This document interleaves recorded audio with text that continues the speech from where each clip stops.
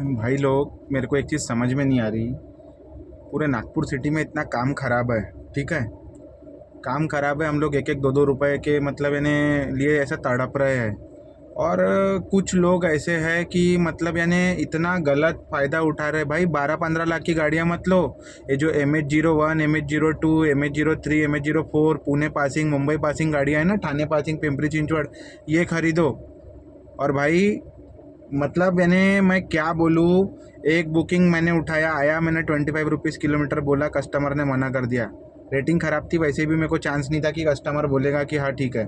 10 kilometre की, 10 नहीं 11 kilometre की थी, लेकिन वो दिखा रहा था गलत। फिर एक डिज़ायर वाला आया, वो बाकायदा कांच चारों नीचे करके आया। उसके बाद में मैंने उसको बोला, मतलब भाई ये बुकिंग 10 की नहीं है, ये बुकिंग 11.5 साढ़े 11 किलोमीटर की है, क्योंकि राइड बंद है, पूरा यू टर्न मार के आगे से आना पड़ेगा। तो उसने भी बोला नहीं भैया, बोले मैं उस साइड नहीं जाता, बोले भाऊ, बोले कैंसिल मारता। मतलब ठीक है, मार दिया कैंसिल।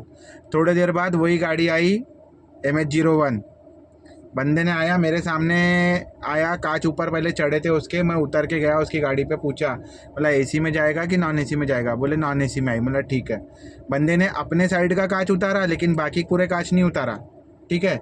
अब वो बंदा आगे जाके एसी चालू कर लेगा वापिस, क्योंकि अगर कांच जब कोई उतारता है हमारे कैब में, अगर किसी को नॉन एसी देना है तो पूरे चारों उतार देता है या दो सामने के उतार देता, भैया तू बाहर की हवा खाते हुए जा, तूने नॉन एसी बुक किया। लेकिन वो बंदे ने सिर्फ अपने साइड का कांच उतारा, लेफ्ट का नहीं उतारा, ना पीछे के दोनों उतारा। अब देखो, मैंने तो आगे जाके देखा नहीं, लेकिन मेरे को इतना पक्का गारंटी पता है कि ये 1 लाख 1.25 लाख रुपए की गाड़ी वाला जो बंदा है, जिसने 1 लाख रुपए में, 1.5 लाख रुपए में, 2 लाख रुपए में गाड़ी लाया है, जो ये 10-12 लाख की औरा, डिज़ायर और ये वैगनार 7-8 लाख की, या स्विफ्ट, जिसका जो मार्केट खा रहा है, ये 1 लाख रुपए का गाड़ी वाला पूरे नागपुर सिटी के अंदर में। किसी भाई को मेरी बात बुरी लगेंगी जिसके पास MH01-2 है 1-1.5 लाख रुपए की। भाई ये हर किसी के लिए नहीं है, ये सिर्फ उसके लिए है जो मैं बता रहा हूँ। ये मेरे को 100% पता है कि वो बंदा आगे जाके एसी चालू करेगा, वो लेके जाएगा सिलेरियो वाला और अपना एस्प्रो वाला, जो मुंबई पुणे पासिंग है, सिलेरियो और एस्प्रेसो, ये दोनों गाड़ियाँ वाले किसी को भी नहीं मान रहे। ये कुछ भी बुकिंग मार रहे हैं। इसमें इनको सिर्फ फ़ायदा यही है कि इनकी लाख रुपए की गाड़ी है, इनको सिर्फ यही काम करना है। और ये काम ऐसा नहीं है कि नई गाड़ी वालों से ख़राब हुआ है, जो हम बोलते हैं नए चावल नए चावल। भाई नागपुर में नए चावल से काम ख़राब नहीं है जितना पुराने चावलों से ख़राब है। जो 1-1.5 लाख की गाड़ी, जिनको पता है कि हमको गाड़ी कचरे में कटा देंगे, मेरे को 100% पता है वो बंदा आगे जाके एसी चालू किया होगा। वो सिर्फ मेरे पूछने में उसने ऐसा बोला कि नॉन एसी में। अब जब अगर नॉन एसी में थी तो पूरे कांच उसके नीचे उतरने चाहिए थे, उसके पूरे कांच नीचे नहीं उतरे। हालांकि नई लेके गया हूँगा तो बहुत अच्छी बात है, लेकिन ये चीज़ है, हमारे पूरे नागपुर सिटी के अंदर में खुजली मची हुई है सीएनजी की। आज सीएनजी को आके 5-6 साल हो गए। रेट जो उस समय दे रहा था, आज रेट ज़मीन पर आ गया है। सीएनजी में भी अब एसी चलाना नहीं परवड़ रहा है, ट्रैफिक बढ़ गया है, सब कुछ हो गया है। लेकिन डीजल में जो 20 का 18-20 का एवरेज मिल रहा था, अब उससे ज़्यादा एवरेज मिल रहा है। और 1-2 लाख रुपए की गाड़ी है तो उसको क्या फ़र्क पड़ेगा। तो भाई ऐसे लोगों से, अब नए चावलों को गाली बकते हो ना, नए चावलों से ज़्यादा खतरनाक ये है एंटीवायरस। अब शायद हो सकता वो भाई अगर एसी चालू किया होगा और ये मेरा वीडियो देखेगा, मैं ग्रुप में डालूंगा अभी तो भाई बंद करो यार। भाई इतने मेहनत से इंस्टॉलमेंट क्लियर किए ना गाड़ी की, 5 साल घस घस के, कमाने का टाइम आया, गाड़ी फ्री हुई तो कमा नहीं पा रहे, क्योंकि रेट इतने बदतर से बदतर हो गए।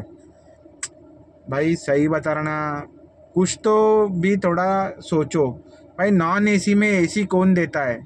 नहीं दिया मेरे सामने, लेकिन एक ही कांच नीचे किया। मेरे को 100% मालूम है वो बाद में जा कर के एसी चालू ही करेगा आगे जा कर के। उसको सिर्फ मैं टोक दिया करके वो मेरे सामने उसने लेके निकल गया।